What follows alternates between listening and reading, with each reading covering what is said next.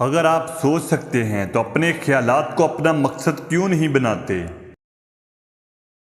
آپ خوفزدہ ہونے کے بعد غصہ نہ کرو، یہ سب سے بڑی بزدلی ہے۔ اپنے لیے پریشانی پیدا کرنا، اگر یہ آپ کی فطرت ہے، لیکن اپنے پڑوسیوں کو قرض نہ دیں۔ باغات سائے میں بیٹھ کر نہیں بنائے جاتے۔ جج کرنے میں جلدی نہ کرو، کیونکہ جو ہو رہا ہے ہم اس کے بارے میں بہت کم جانتے ہیں، اور جو نہیں ہوا اس کا تو ہمیں علم ہی نہیں۔ ایک عورت صرف ایک عورت ہے، لیکن ایک اچھا سنگار دھواں ہے۔ ہمارے پاس ناکامی کے ہزاروں وجوہات ہیں، لیکن ایک بہانہ نہیں۔ میں ہمیشہ ایک پر بھروسہ کرنے کو ترجیح دیتا ہوں، یہ مجھے بہت سے پریشانیوں سے بچاتا ہے۔ اگر آپ وہ چیز حاصل نہ کر سکیں جس کی خواہش تھی، تو اس کا مطلب ہے یا تو آپ اس کے لیے سیریس نہیں تھے، یا پھر اس چیز کی قیمت پر سودے بازی کرنے کی کوشش کی ہے۔ بہت زیادہ کام ایک آدمی کو اتنا مؤثر طریقے سے مار ڈالتی ہے جتنا کہ بہت زیادہ پینا۔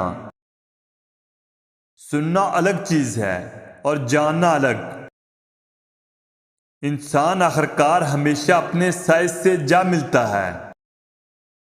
ہر اس چیز کو سیریس لو جسے آپ پسند کرتے ہو، سوائے اپنے آپ کے۔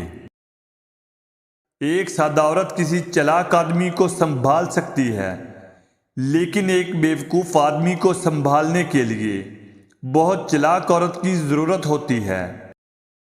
درخت اور انسان ایک ساتھ نہیں بڑھتے۔ آپ کو معاف کرنا چاہیے اس شخص کو جو محبت میں مبتلا ہے، کیونکہ وہ ہر وقت پریشانی میں ہوتا ہے۔ ہر کتا اپنے ہی صحن میں بھونکتا ہے۔ کبھی پیچھے کی طرف مت دیکھو، ورنہ آپ سیڑھیوں سے گر جائیں گے۔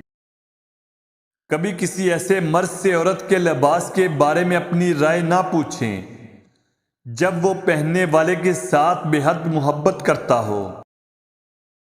ایک نرم بستر پر پریشان ہونے سے کیچڑ میں چپ رہنا بہتر ہے۔ جب گھاس سبز ہوتا ہے تو کوئی بھی سردیوں کے بارے میں نہیں سوچتا۔ عورت کا اندازہ مرد کے یقین سے کہیں زیادہ درست ہوتا ہے۔ زیادہ تفریحی مقامات کا مطلب صرف دوسرے شخص کا پیسہ استعمال کرنے کی کوشش کرنا ہے۔